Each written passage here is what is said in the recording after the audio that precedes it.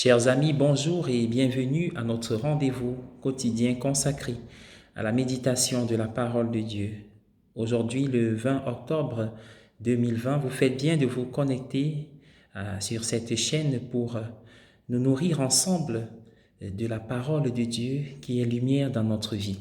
Installez-vous bien, que l'Esprit Saint nous éclaire et nous aide à rentrer dans l'intelligibilité de ce que la parole de Dieu nous donne. Cette parole qui est Jésus-Christ dans notre vie. En effet, il y a une image qui se dégage de cet évangile, extrait de l'évangile selon saint Luc.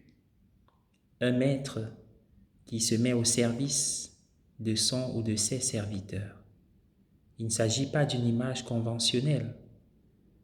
Elle est assez curieuse et étonnante, autant à l'époque de Jésus qu'aujourd'hui même. C'est très souvent l'inverse. Mais cette fresque nous fait penser à ce qui se déroule le jeudi saint, lors de l'institution de l'Eucharistie.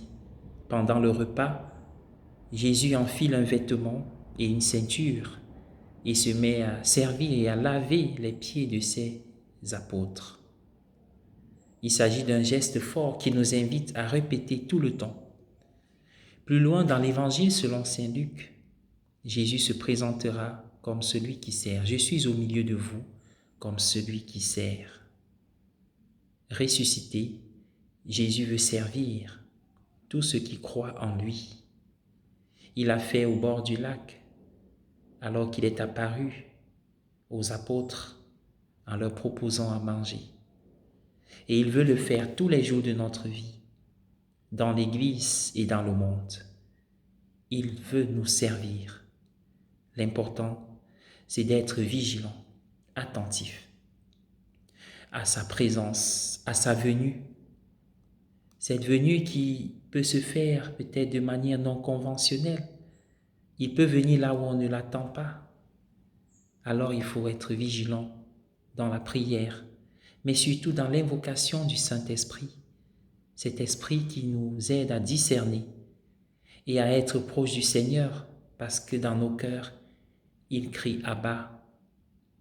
Il nous ouvre la voie vers le Père, comme dit saint Paul dans la première lecture de ce jour.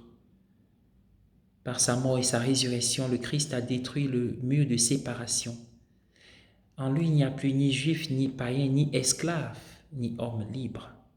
Tous nous sommes frères. Se mettre au service de Dieu dans les autres, c'est embrasser les richesses du royaume instaurées par le sang de Jésus. Grâce à Jésus, nous avons accès au Père dans l'Esprit Saint. Ainsi, nous devenons un temple de Dieu. C'est-à-dire que Dieu est présent dans le monde à travers moi, ma personne, à travers l'Église, corps du Christ. En étant attentif, vigilant, je reste éveillé. Comme le dit Jésus, l'esprit est ardent et la chair est faible. Le monde, plus que jamais, a besoin de prière. C'est dans la prière que nous laissons notre âme attentive à la venue de notre Maître. Oui, la prière, mais aussi l'action, car la prière nourrit l'action. Notre foi est ce qui constitue le moteur de notre engagement dans le monde et dans la famille. En ce mois de Marie, nous apprenons à servir comme elle, qui s'est faite la servante du Seigneur. Son manteau de service, c'est l'amour, l'humilité, la disponibilité, et elle nous accompagne tous les jours. Qu'elle soit auprès du monde qui souffre, auprès de l'Église qui prie, qu'elle soit auprès de nous quand nous voulons être au service de Dieu et de nos frères. Bonne journée à tous et à chacun. Je vous invite à prier avec moi à l'école de Mère Teresa. La joie est prière, force et amour. Dieu aime celui qui donne avec joie.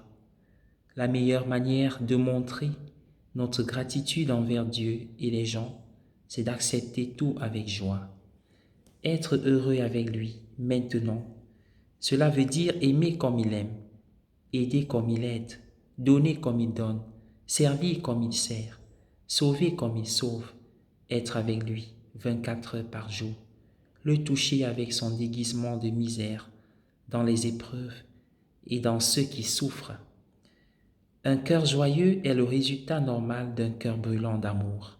C'est le don de l'esprit, une participation à la joie de Jésus, vivant dans l'âme. Gardons dans nos cœurs la joie de l'amour de Dieu et partageons cette joie de nous aimer les uns les autres comme il aime chacun de nous. Que Dieu nous bénisse. Amen.